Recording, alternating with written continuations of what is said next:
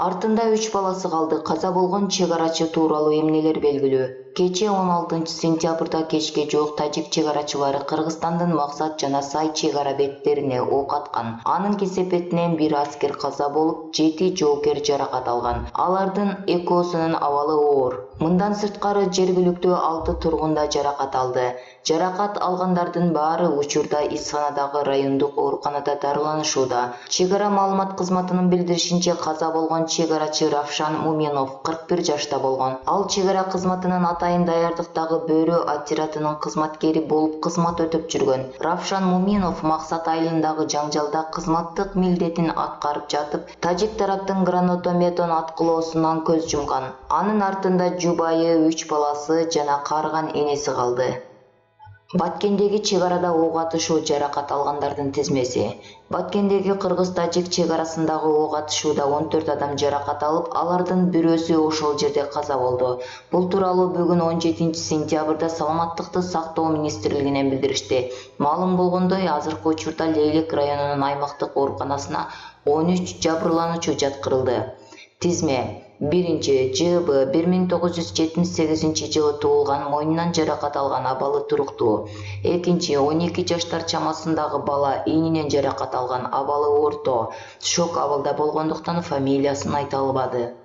3-РК 1976 жылы туулган, сол бутунан жаракат алган, абалы орто. 4-УР 1973 жылы туулган, бутунан жаракат алган, абалы орто. 5-Р 1973 жылы туулган, курсагынан жаракат алган, абалы орто. 6-АЗ 1978 жылы туулган, дарысынан жаракат алган, абалы орто. 7-ТУЛГ 1998 жылы туулган, аскер кызматкери, балтырынан жаракат алган, абалы орто. 8-МО 1997 жылы туулган, аскер кызматкери, башы контузия болуп, көкүрөгүнөн жаракат алган, абалы орто.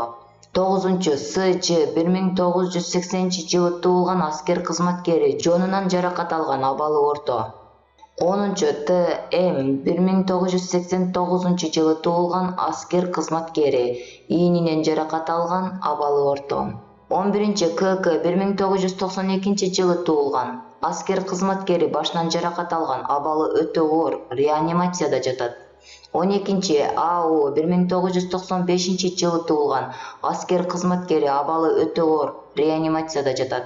13-ТУЛЕ 1989 жылы туулган, аскер кызматкери, 2 жан башынан ийнинен жаракат алган, абалы оор. 14-МР 1978 жылы туулган, аскер кызматкери, алган жаракатынан улам каза болду. Мамлекеттик чегара кызматы 16 сентябрда чегарадагы ок атышууда 7 аскер, жөнөкөй 6 адам ар кандай жаракаттарды алып Исфана шаарындагы ооруканага жеткирилгендигин билдирген. Алардын 2 оор абалда жатат. Калган 11 адам Кыргызстандын куралдуу күчтөрүнүн аскердик учагы менен Бишкек шаарындагы ооруканага жеткирилмек болгон.